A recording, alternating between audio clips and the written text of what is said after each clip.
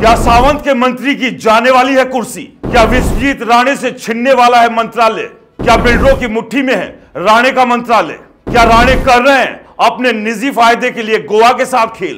क्या गोवा को खत्म करने की हो रही है साजिश? क्या बिल्डरों के नेक्सस के जाल में फंस गया गोवा? गोवा के पहले हिंदी न्यूज चैनल राज टीवी पर होगा आज बड़ा खुलासा। नमस्कार दोस्तों, मेरा नाम है राज के वर्मा और आप देख रहे हैं राष्ट्र टीवी, गोवा का पहला हिंदी न्यूज चैनल जहां देश सुनेगा गोवा की आवाज। आज हम बात करेंगे एक ऐसी खबर की जो गोवा की हरी भरी वादियों से शुरू होती है और अदालत की चौखट तक पहुंचती है, जिसमें भ्रष्टाचार की बू है जो सावंत सरकार को परेशान करने वाली है। प्रमोद सावंत जो गोवा के मुख्यमंत्री हैं और अपने मंत्रियों के चक्कर में ऐसे उलझे हैं मानो मछुआरे के जाल में मछली। अभी कुछ रोज पहले बीजेपी के नेता और पूर्व मंत्री पांडुरंग मडकईकर ने अपनी ही सरकार के गुमनाम मंत्री, गुमनाम इसलिए क्योंकि वो उनका नाम नहीं बता रहे, पर रूटीन की फाइल पास करने के 15 से 20 लाख रुपए लेने का आरोप लगाया था। और अब एक और मंत्री हैं विश्वजीत राणे, ये भी एक विवाद में फंसे हुए हैं। राष्ट्र टीवी आज इस मुद्दे को गोवा के बीच से दिल्ली के सियासी गलियारों तक पहुंचाने की कोशिश करेगा। एक ऐसी कोशिश जहां से गोवा के गंभीर मुद्दे मोदी और शाह के कानों तक पहुंच सके। तो चलिए तो आपको बताते हैं क्या है पूरा मामला और क्या मंत्रियों के ये विवाद, या यूं कहें कि भ्रष्टाचारों के आरोप सावंत सरकार को डुबो तो नहीं देंगे। यह कहानी है गोवा के मंत्री विश्वजीत राणे की। वही विश्वजीत राणे जो टाउन एंड कंट्री प्लानिंग के मालिक मतलब मंत्री है, वही राणे जिनके पास गोवा की जमीन को जोन में बांटने की ताकत है। लेकिन सवाल ये ताकत वो किसके लिए इस्तेमाल कर रहे हैं? गोवा के लोगों के लिए, पर्यावरण के लिए, या फिर अपने लिए?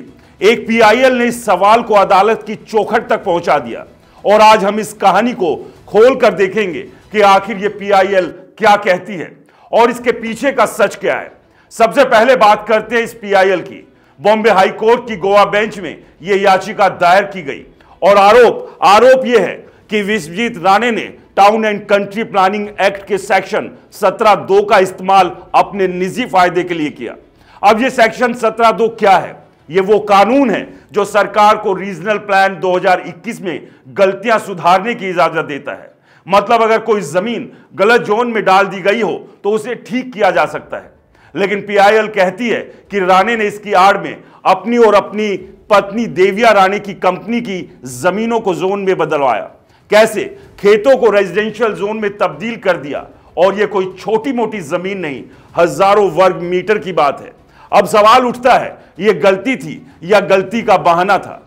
रीजनल प्लान 2021 में गोवा की जमीन को बांटा गया था, कहीं खेती के लिए, कहीं जंगल के लिए, कहीं उद्योग के लिए। लेकिन राणे साहब को लगा कि उनकी कंपनी करापुर एस्टेट प्राइवेट लिमिटेड के लिए यह जोन ठीक नहीं। तो क्या किया? सेक्शन 12(2) को जादू की छड़ी की तरह इस्तेमाल किया। बिचोलिम तालुका में हजारों वर्ग मीटर जमीन को पहले खेत थी, वो अब रेजिडेंशियल हो गई। 500 वर्ग मीटर के करीब की जमीन, वो भी खेत थी, अब बिल्डिंग बनने के लिए तैयार है। और यह सब हुआ दिसंबर 2023 में। गजट में छपा 15 फरवरी 2024 को। सब कुछ कानूनी, लेकिन सवाल ये, कानून किसके लिए बना? जनता के लिए या मंत्रियों के लिए? अब राणे साहब कहते हैं यह सब रास्ते के लिए था, प्रॉपर्टी तक पहुंचने के लिए। अच्छा, तो क्या गोवा में सड़क बनाने के लिए खेतों को रेजिडेंशियल जोन में बदलना पड़ता है? क्या यह नया नियम है? और अगर यह सिर्फ रास्ते की बात थी तो फिर इतनी बड़ी जमीन को जोन में क्यों बदला? क्या रास्ता इतना चौड़ा होगा कि उस पर पूरा मोहल्ला बसा दिया जाए? और यह भी संयोग ही है कि यह जमीन उनकी अपनी कंपनी की है।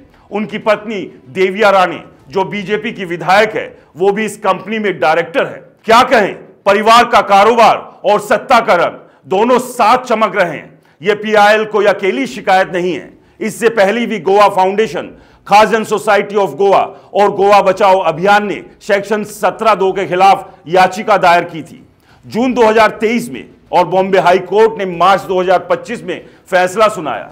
इस सेक्शन के नियमों को रद्द कर दिया, कहा कि यह निजी हितों के लिए है, जनता के लिए नहीं। कोर्ट ने इसे म्यूटिलेटेड यानी रीजनल प्लान को तोड़ मरोड़ने वाला बताया। लेकिन राणे साहब रुके नहीं। कोर्ट ने 6 हफ्ते का स्टे दिया और वो सुप्रीम कोर्ट जाने की तैयारी में है। क्यों? क्योंकि उनका कहना है निवेशकों को बचाना जरूरी है। ठीक है, लेकिन निवेशक कौन? गोवा का किसान या वो बिल्डर जो कंक्रीट के जंगल उगाना चाहते हैं? सोचिए जरा, गोवा की वो जमीन जहां कभी धान के खेत लहराते थे, जहां हवा में नारियल के पेड़ों की खुशबू घुलती थी, अब वहां क्या होगा? बिल्डिंगें, फ्लैट्स, और वो किसान जो अपनी जमीन पर मेहनत करता था, वो अब कहां जाएगा? एक मां अपने बच्चे को गोवा की खूबसूरती दिखाने ले जाएगी, लेकिन बच्चा पूछेगा ये खेत कहां गए, हरियाली कहां गई? जवाब क्या देगी वो? कि तंत्र ने बेच दिया, कि सत्ता ने नीलाम कर दिया। ये सिर्फ जमीन का सवाल नहीं, ये गोवा की पहचान का सवाल है। सवाल पूछना जरूरी है, ये सेक्शन 17(2) किसके लिए बना? गोवा के लिए या बिल्डरों के लिए? राणे साहब टाउन प्लानिंग के मंत्री हैं, उनकी जिम्मेदारी क्या है? गोवा को बचाना या गोवा को मिटाना? और अगर ये निजी हितों की बात थी तो कोर्ट तक क्यों पहुंची? कोर्ट ने तो साफ कह दिया ये जनता के हितों में नहीं है, लेकिन फिर भी सुप्रीम कोर्ट जाने की बात हो रही है। क्यों? क्या कोर्ट का फैसला गलत है, या फिर सत्ता को लगता है कि निजी हितों को बचाना उसका परम धर्म है? और गोवा के लोग वो तो बस देख रहे हैं, अपनी जमीन छीनते हुए, अपनी पहचान मिटते हुए।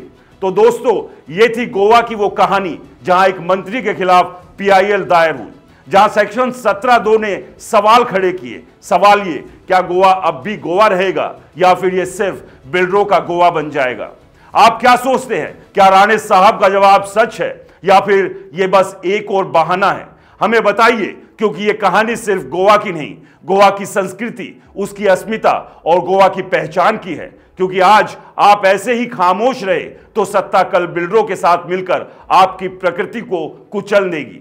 और इस सब के बीच सवाल की जो विवाद विश्वजीत राणे को लेकर उपजा, वो क्या उनकी कुर्सी के लिए संकट बनेगा? क्या दिल्ली में मोदी और शाह को प्रमोद सावंत को फोन जाएगा? और क्या प्रमोद सावंत इस विवाद के बाद अपने मंत्री से मंत्रालय छीनेंगे? ये वो सवाल है जिनका जवाब भविष्य के गर्भ में छिपा है। लेकिन आप सवाल कीजिए, गलत हो रहा है तो विरोध कीजिए। राज टीवी की आज की इस कहानी में फिलहाल इतना ही, लेकिन हम गोवा के लोगों के हक की लड़ाई को ऐसे ही जारी रखेंगे। आपसे एक अनुरोध, गोवा के अपने पहले हिंदी न्यूज चैनल राज टीवी को फॉलो और सब्सक्राइब करना बिल्कुल ना भूलें, क्योंकि आपकी एक कोशिश हमें सत्ता से और ज्यादा सवाल करने के लिए हौसला देगी। नमस्कार।